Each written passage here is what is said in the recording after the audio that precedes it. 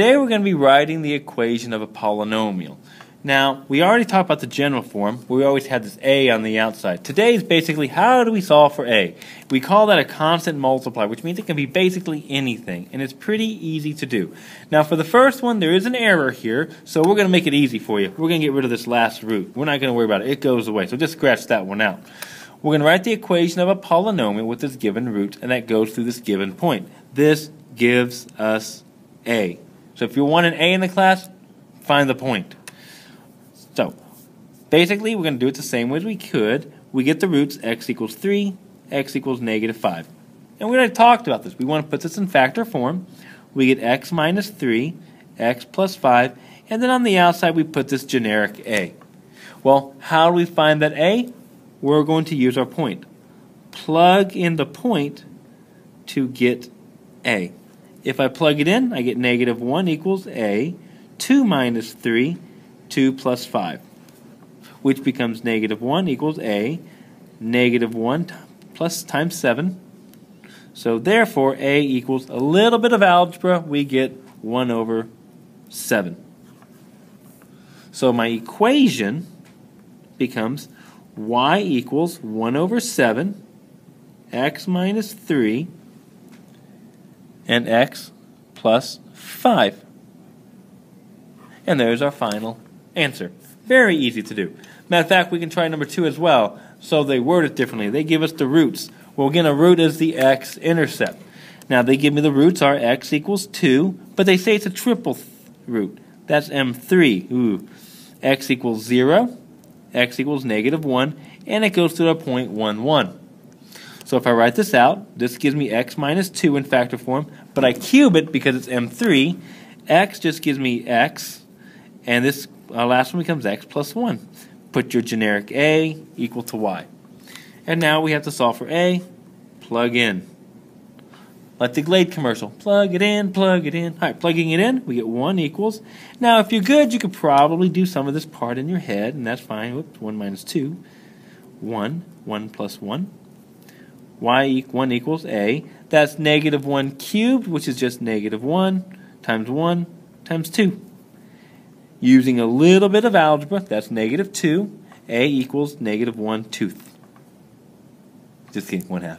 Crazy, I know. So what is our equation then? Y equals negative 1/2 x minus 2 cubed x, and then we get the last one, x plus 1. And there is your final answer right there. So if you need to, pause it right now, try those again, because now we're going to take a look at how do we do this from a graph. So number 2. Ooh, we know this graph is even negative, okay, because it opens down like a disco clown. We also notice that at x equals negative 2, which is a root, it has a multiplicity of 2 because it's bouncing. So we're going to do it the same way, but this time we have to go through and find the roots. So I'm going to go and find my roots. X equals negative 7. X equals negative 2. But we already claimed that that's m2. 2. And then the last one, x equals 4.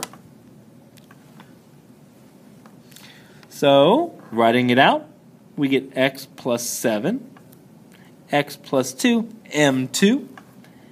X minus 4, put your little a out there, bring over your y, and now we're going to solve it. Now here's the trick. We need one more point. So take a look at the graph. All right, do they give us any points on here that is not one of our roots? You don't want to use one of your roots. Like if I use negative 2, I just get 0 when I plug it in. We don't want that. Very good. You all saw it. We got the point 3. Whoops, awkward. 0, 3. Please don't tell my class I did made that mistake. So plugging in the 3, we get a. Now, you could probably do this part in your head. 0 plus 7, 7. 0 plus 2, 2. 0 minus 4, negative 4. So we get 3 equals a times, oh man, what is that? 4 times, let's do some math here, right? 7 times 4 times the negative 4, use a calculator here, negative 112, okay? So a equals 3 over negative 112.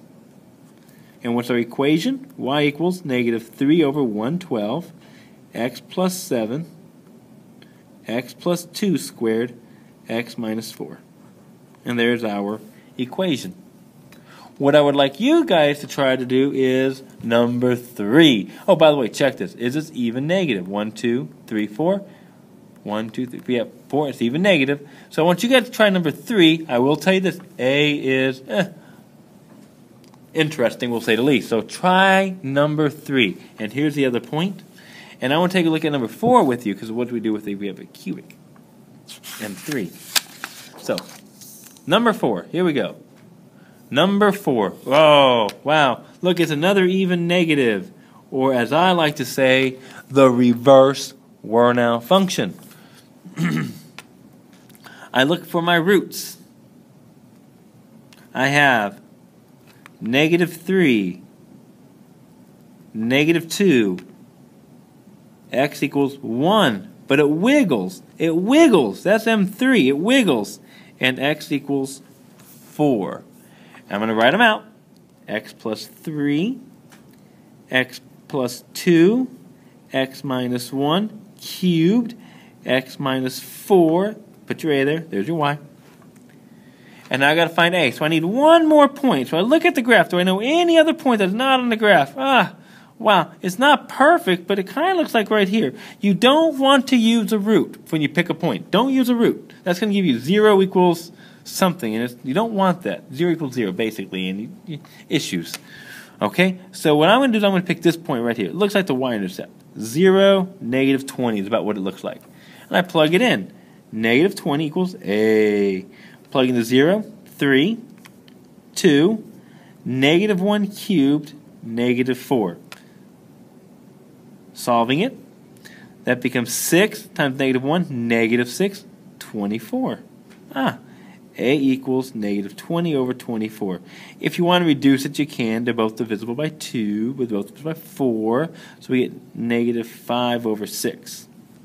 So your equation, negative 5 over 6, x plus 3, x plus 2, x minus 1 cubed, x minus 4. And there we go. Perfect. Nice job. All right. Your next challenge, what I want you guys to do is I want you to try to do number 5 on your own. Now, I will tell you this.